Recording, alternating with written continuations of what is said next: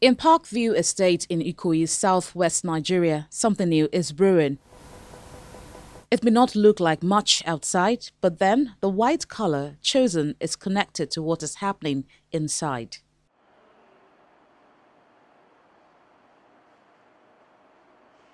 The sign tells you a story of the place.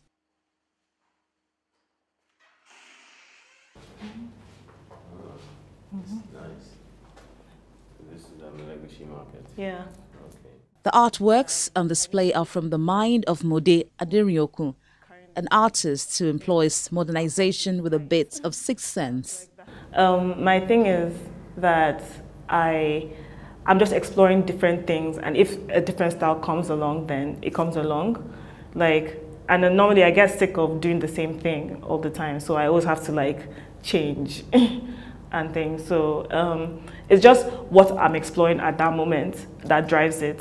So it's not the medium or the art, the story I'm trying to tell. I was just intrigued by the boy in blue, and what he was carrying. It's pretty much almost his height. I found it kind of interesting, and so I wanted to take a picture of that. And then I did some editing on the computer to create this unique photograph. And I used colors and made it vibrant because it's what I felt of what Balogo Market is about. Inside, the atmosphere becomes more earth-like, and there is a good reason for this. I was trying to make this art space Nigerian. I was questioning what it would be if I thought of art space that would be Nigerian. So I derived it from where I'm from. I'm from Abeokuta and I'm from Lagos. And so in the space, you will see that outside, you'll see that it's white, pristine, and everything. And then when you come inside, it's has this terracotta feel, Abeokuta feeling under a rock. And the drastic change was from Lagos, how Lagos is. Lagos is a very forceful city, harsh city. There's a very rich, very poor, very clean, very dirty places. So I was trying to create that in the space as well. Yeah. And then after this is the indigo. There's an indigo room. Is another harsh representation of Lagos. It's because you come from warm to cool, and it also kind of balances the what do you call it, the eyes, from a cool place to a warm place. This is a private viewing where Mode takes art journalists on a tour of what she prefers to call an art center. It's thinking. Art is creation, and when you're creating something, you're going to think about things. And I think that's what I want to evoke and want to express. I want people to think more about what they do and why they do things. And if I let you question what you believe, not even that you have to change your mind or anything, I feel like I've done my job. Mode Adirioku appears set to turn the art world around.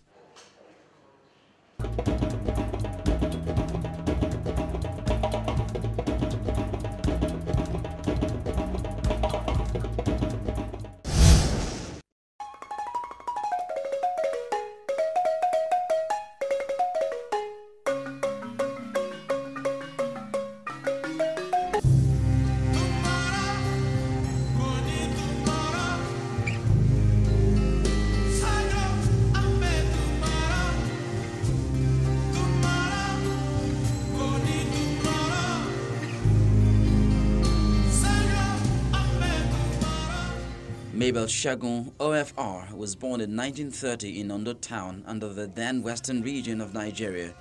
Her parents, Reverend Isaiah and Eunice Aigemokwede, were from Sabongidaora, also in the western region of Nigeria. She had her primary education in Edunabon and Akure. From 1942 to 1947, she also attended the oldest girls' secondary school in Nigeria, the CMS Girls' School, Lagos, and was in the second set of the oldest university, the University College Ibadan, affiliated to London University, where she graduated in 1953 with a second-class London Bachelor of Arts degree in English, Latin and History. At the university, she showed early promise, both as a writer and sportswoman. She was deputy editor and advertisement manager of the University Herald. In 1954, a short story which she wrote in the year of her graduation won the maiden edition of the Nigeria Festival of the Arts Literature Prize.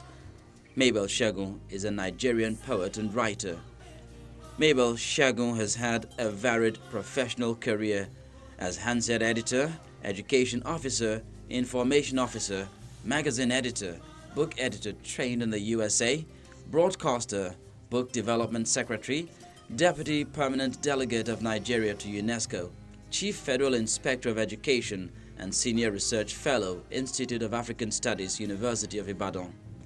Mabel Shagun has written, co-authored and edited 11 children's books, including the classic autobiography, My Father's Daughter, and its sequel, My Mother's Daughter, both of which have formed the subject of university theses and literary articles in Nigeria and overseas.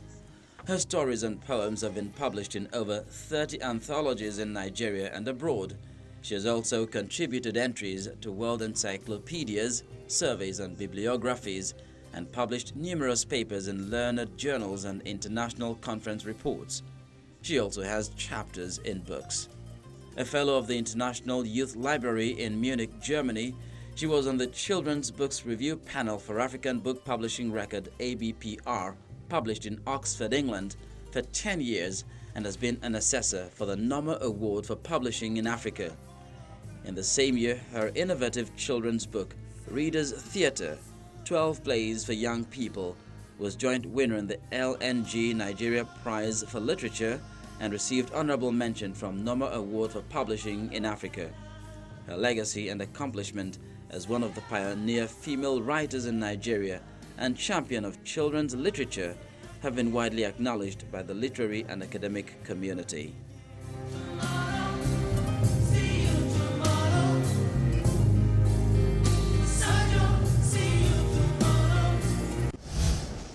You can enjoy Arthouse on any of these platforms.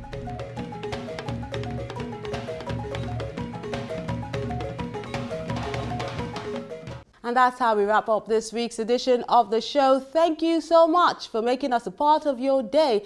And don't forget to keep the conversation going online. We're always anxious to hear from you. You can take a look at all our platforms on your screen. I'm Melinda Akilami. Have a lovely day.